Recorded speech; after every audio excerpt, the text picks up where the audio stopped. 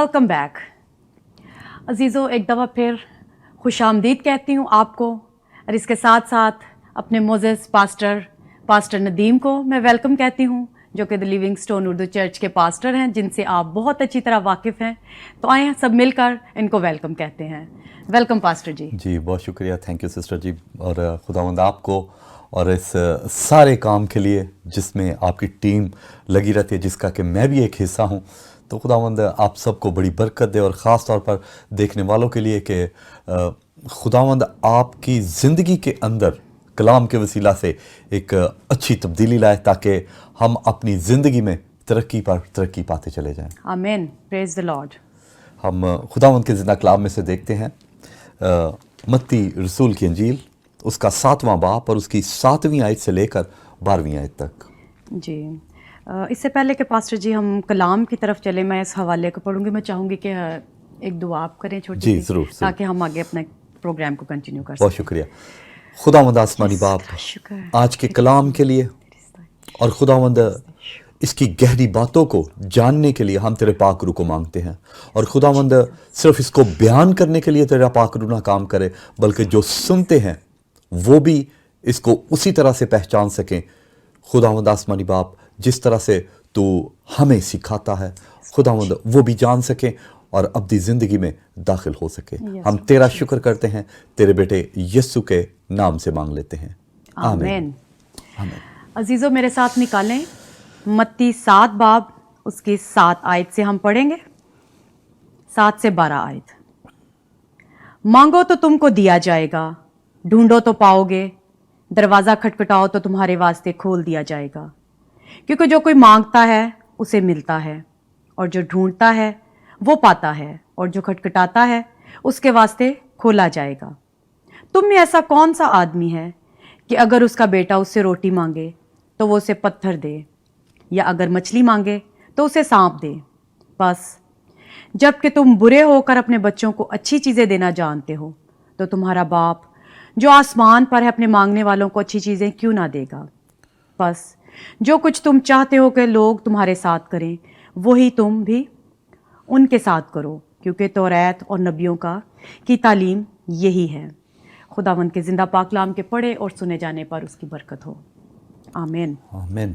खुदा का शुक्र हो इस ज़िंदगी बख्श कलाम के लिए, और ख़ास तौर पर उसकी 7वीं आयत में 3 चीज़ें छुपी हुई हैं जिनको मैं आज आपके सामने हाईलाइट करना चाहता हूं। और वो 3 बातें इस तरह से है कि मांगो तो तुमको दिया जाएगा, मांगना है।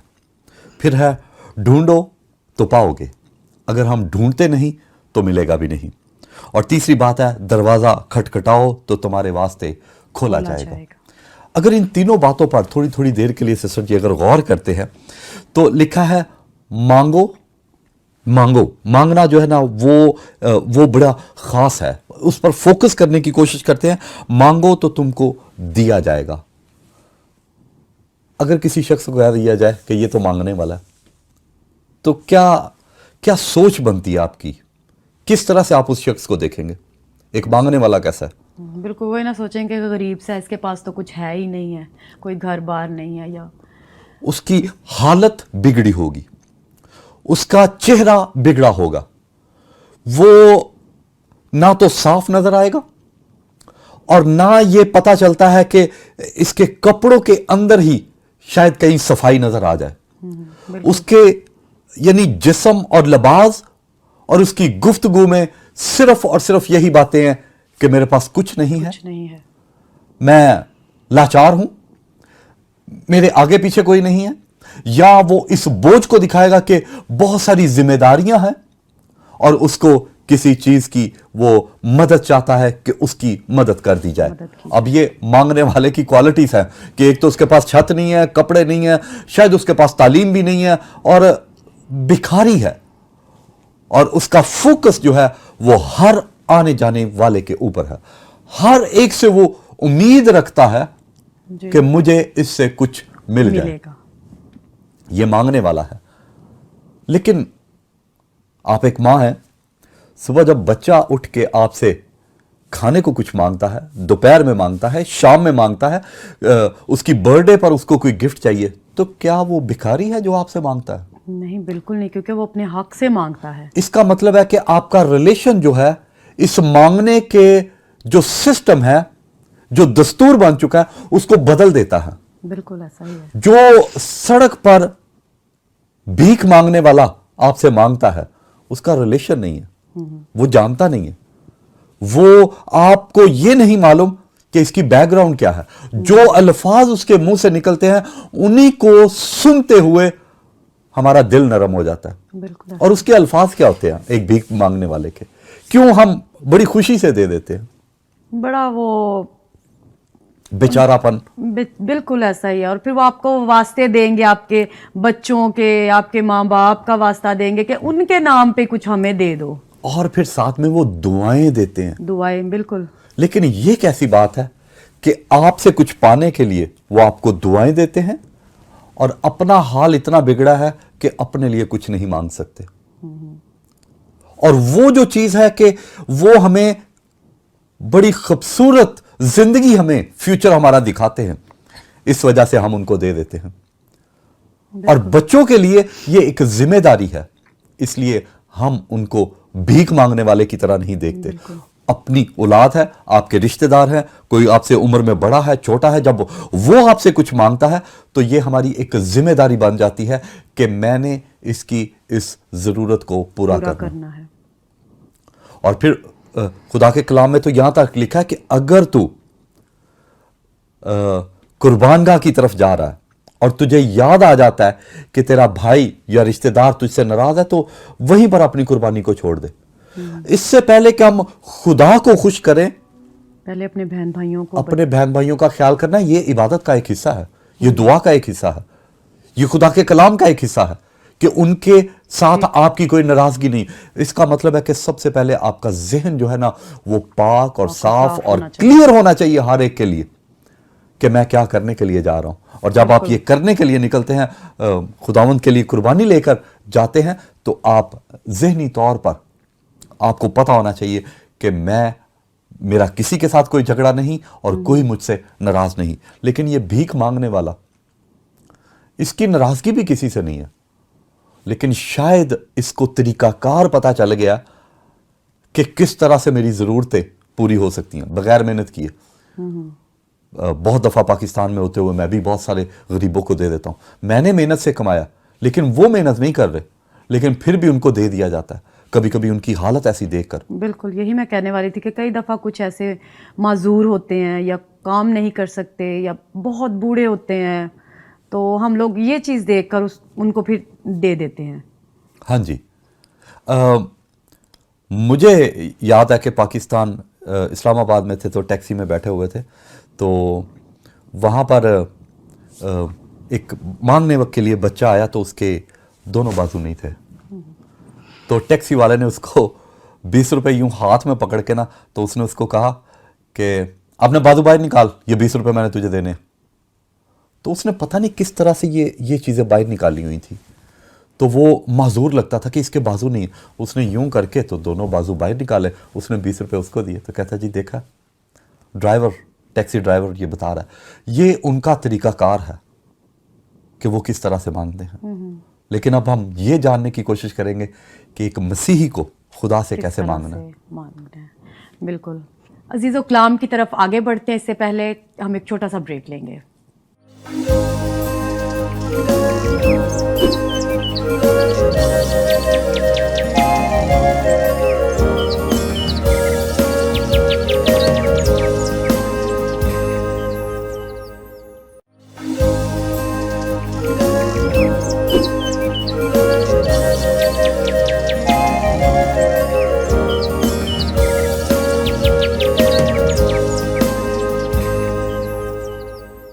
Welcome back. عزیزو, ہم بات کر رہے ہیں متی رسول کی انجیل, اس کا 7واں باب, اس کی 7ویں آیت پر. مانگو تو تم کو دیا جائے گا, ڈھونڈو تو پاؤ گے, دروازہ کھٹکھٹاؤ تو تمہارے واسطے کھولا جائے گا. جی پاسٹر جی.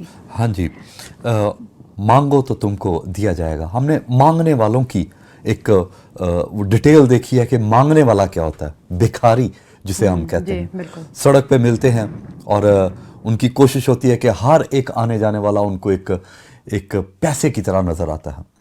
کہ شاید میری خواہشیں اس سے پوری ہو جائیں اور میں اپنے گھر کا سسٹم یا جو بھی ان کا کوئی طریقہ کار ہے اس کو وہ چلا سکیں. اب مانگو تو تم کو دیا جائے گا.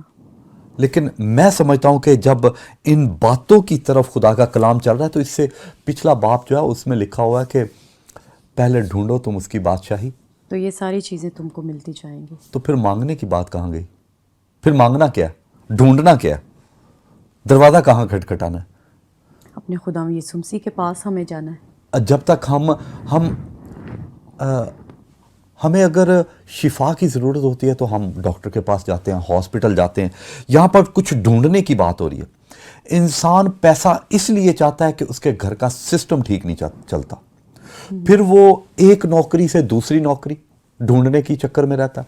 ایک جگہ پر پیسہ کما رہا ہے تو وہ دوسری تیسری جگہ پر بھی کمانے کے چکر میں رہتا ہے, اور وہ ایسے آفس یا ایسے لوگوں کے دروازے کھٹکھٹاتا ہے اور وہ پہنچتا ہے تاکہ میری ضرورت جو ہے اس کو پورا کیا جا سکے. لیکن مانگو تو تم کو دیا جائے گا. لیکن مانگنے سے پہلے ہمیں اس کنڈیشن میں آنا ہے کہ ہم ڈھونڈنا کیا چاہتے ہیں. ہم اگر کوئی شخص ایک گھر میں آتا ہے اور وہ گھر کو خریدنا چاہتا ہے یا کرائے پہ لینا چاہتا ہے تو کون کون سے کمرے ہیں جن کو وہ ڈھونڈنے کی کوشش کرتا ہے, یا وہ کوشش کرتا ہے کہ یہ اس گھر میں ضرور ہونا چاہیے. کچن بھی ہونا چاہیے, واش روم بھی ہونا چاہیے, بیڈ روم بھی ہونا چاہیے, سٹنگ روم بھی ہونا چاہیے. اب یہ سارے دروازے ہیں جن کو وہ کھولتا, اور جب کھولتا ہے تو تب اس کو پتا چلتا ہے کہ اس کے پیچھے کیا ہے, کیونکہ دروازے تو سبھی ایک طرح کے ہیں. پھر انسان کی سوچ جو ہے وہ بڑھتی ہے کہ میں جب اس گھر کے اندر آیا ہوں تو آگے کی ضرورتیں میری جو تھی وہ کہاں کہاں مجھے ملیں گی. اب اسی طرح سے دروازہ کھٹکھٹانا جو ہے نا, جب تک ہم دروازہ نہیں کھٹکھٹاتے, اور وہ اس لیے کھٹکھٹاتے ہیں کہ اس دروازے کے پیچھے مجھے ہمیشہ کی زندگی دینے والا, مجھے تسلی اور اطمینان دینے والا میرا یسوع مسیح مل جائے. اور جب آپ اس امید کے ساتھ جاتے ہیں تو آپ کا ایمان بڑھ رہا ہوتا ہے. آج اس دنیا کے اندر لوگ مذہب ڈھونڈتے ہیں, لوگ نبی ڈھونڈتے ہیں, رسول ڈھونڈتے ہیں, پیری فقیری ڈھونڈتے ہیں, جادوگری کو ڈھونڈتے ہیں. لوگ اپنی زندگی میں اپنے اس جسم کو صرف اور صرف زیادہ دیر اس دنیا میں رکھنے کے لیے یہ سارے کام کرتے ہیں. بالکل, لوگ اسی جدوجہد میں ہیں کہ ہم کس طرح سے یہاں پر سکون پا سکیں.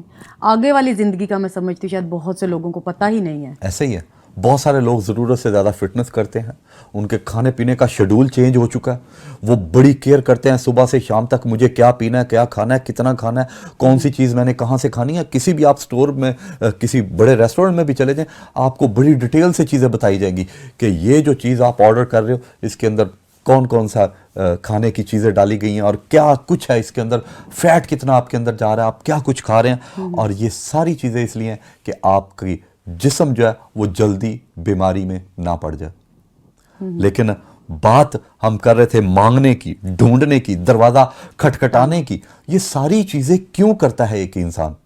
اگر وہ مسیحی نہیں ہے تو یہ ساری چیزیں اس لیے کرتا ہے جسم کی فکر کرتے جسم کی فکر, بالکل روح کی فکر نہیں, روح کی فکر نہیں ہے. لیکن روح کی جو فکر کرتا ہے وہ اس کو یہ ساری چیزیں دوسرے نمبر پر آ جاتی ہیں کہ یہ سب کچھ اس کو خود بخود ملنا شروع ہو جاتا ہے.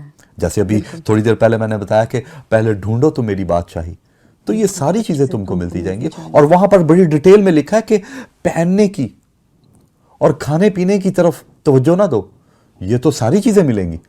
خدا جو آسمان پر بیٹھا ہے وہ تو پرندوں کو بھی دیتا ہے, نہ انہوں نے بویا ہے نہ انہوں نے کاٹا ہے, لیکن پھر بھی ان کو ملتا ہے. اور ان کو کیوں ملتا ہے؟ کیونکہ وہ خدا کی کریشن ہے, خدا نے ان کو بنایا ہے. خدا جانتا ہے کہ جس کو میں نے پیدا کیا ہے مجھے اس کو یہ سارا کچھ دینا ہے. اور آگے لکھا ہے کہ تم آدمی ہوتے ہوئے اگر کوئی تم سے مچھلی مانگتا ہے تو تم اس کو سانپ دو گے. ہم ایسا نہیں کرتے. بالکل, ہم ایسا کیوں نہیں کرتے؟ ہم کیوں نہیں کرتے ایسا؟ کیونکہ ہمیں پتہ ہے کہ ہمارا بیٹا یا بیٹی جو اولاد جو ہے وہ کچھ مانگ رہا ہے تو ہم نے اسے اچھی چیز دینی ہے, نہ کہ بری چیز اس کو دینی ہے, بلکہ اچھی چیز جو ہماری نظر میں ہوتی ہے وہ دیتے ہیں اس کو. اس کا مطلب ہے کہ ہم انسان ہوتے ہوئے جو ضرورت ہے کسی کی وہ پوری کرتے ہیں, نہ کہ ہم اس کے اپوزٹ چلتے ہیں. نہ کہ کوئی زہریلی چیز اس کو دیں بلکہ وہی اس کو دیں گے جو اس کی ضرورت ہے. تو پھر لکھا ہوا کہ وہ تو باپ آسمان پر بیٹھا ہے, وہ جو ہماری ضرورتیں ہیں ان کو پورا نہیں کرے گا. تو وہ تو ضرورتیں ہماری پوری کرنا چاہتا ہے, لیکن مقصد یہ ہے کہ وہ مانگنے والے وہ کس طرح سے مانگتے ہیں اور ان کو مل جاتا ہے. وہ تو پیچھے پیچھے بھاگتے ہیں آپ کے کہ ان کو کچھ مل جائے, وہ آپ سے کچھ نہ کچھ لے لیں. تو ہم خدا کے پیچھے کیسے بھاگتے ہیں؟ کیا ہمارے اندر یہ جذبہ ہے, ہمارے اندر یہ ایمان کی اتنی مضبوطی ہے کہ میری تمام ضرورتیں جو ہے وہ خداوند یسوع مسیح پوری کرے گا؟ اگر یہ جذبہ ہمارے اندر نہیں ہے تو پھر یہ کچھ بھی نہیں ہو سکتا, کیونکہ یہ ساری چیزیں آپ کے ایمان کو بڑھاتی ہیں. اور جب ہمارا ایمان بڑھتا ہے تو پھر دروازے بھی کھلتے چلے جاتے ہیں. لوگ بہت دفعہ خواب دیکھتے ہیں اور خواب دیکھتے ہوئے وہ بتاتے ہیں, وہ بھائی صاحب میں نے خواب دیکھا کہ دروازہ ایک کھل گیا, آگے کیا دیکھا نہیں وہ نہیں مجھے پتا, لیکن دروازہ کھل گیا. جب آپ دوسرے شخص کو ایکسپلین کرتے ہیں کہ یہ ایک پازیٹیو ہے, جو چھپا ہوا تھا خدا اس کو کھول دے گا آپ کے لیے, جو جہاں آپ کی نظر نہیں پڑ رہی خداوند وہ آپ کو دکھائے گا. شاید آپ نے ابھی نہیں دیکھا, لیکن آنے والے وقت میں خداوند یہ ساری چیزیں آپ کے لیے کھول دے گا. اور سب سے زیادہ جو بھاگ دوڑ ہمیں اس زندگی میں کرنی ہے کہ اگر ہم چاہتے ہیں کچھ مانگنا, تو شاگردوں نے سب سے پہلے اپنی زندگی میں اگر کچھ مانگا خداوند یسوع مسیح سے, تو وہ پتہ کیا تھا کہ ہمارے ایمان کو بڑھا. جب انہوں نے ایک شادی پر معجزہ کیا تو وہ حیران پریشان تھے, اور وہ پھر کہتے ہیں کہ اے خداوند, اے استاد, ہمارے ایمان کو بڑھا. ان کی مانگنے کیا طریقہ کار اس لیے ہے کہ انہوں نے کچھ دیکھا ہے. ہم دیکھتے ہوئے بھی کئی دفعہ دیکھنا نہیں چاہتے. خداوند یسوع مسیح نے جب اپنے شاگردوں کے ان کے ذہن کو کھلے ہوئے دیکھا اور ان کے لیے دعا کی کہ ان کا ذہن کھلا رہے, تو انہوں نے یہ بات کی کہ دیکھو تم لوگوں کو یہ عقل دی گئی ہے, تمہارا ذہن کھلا ہوا, لیکن وہ دیکھتے ہوئے بھی نہیں دیکھ پاتے, وہ سنتے ہوئے بھی نہیں سنتے. بالکل آج کی دنیا میں بھی جیسے ایسے ہی ہے کہ بہت سے لوگ ہیں جو کہ دیکھ رہے ہیں خداوند یسوع مسیح کے نام پر معجزے ہو رہے ہیں, اور ہر ضرورت جو ہے خداوند کے لوگ ہیں ان کی ضرورتیں پوری ہو رہی ہیں, وہ بہت ہی خوشحال زندگی گزار رہے ہیں. لیکن پھر بھی لوگ ان کی جو اس کامیابی کا وہ ہے وجہ, وہ کہتے ہیں کہ انہوں نے محنت کی ہے, خداوند کی برکتیں ان کو نظر نہیں آ رہی ہوتی. جی ایسا ہی, کیونکہ وہ خداوند کو جانتے نہیں ہیں. ایسا ہی ہے. تو بہت خوبصورت کلام ہے پاسٹر جی. اس سے پہلے کہ ہم کلام کی اور خوبصورت باتیں سنیں, ایک چھوٹا ہم بریک لیں گے. تو عزیزو کہیں نہ جائیے گا, ہمارے ساتھ رہیے گا. بریک کے بعد پھر ملتے ہیں.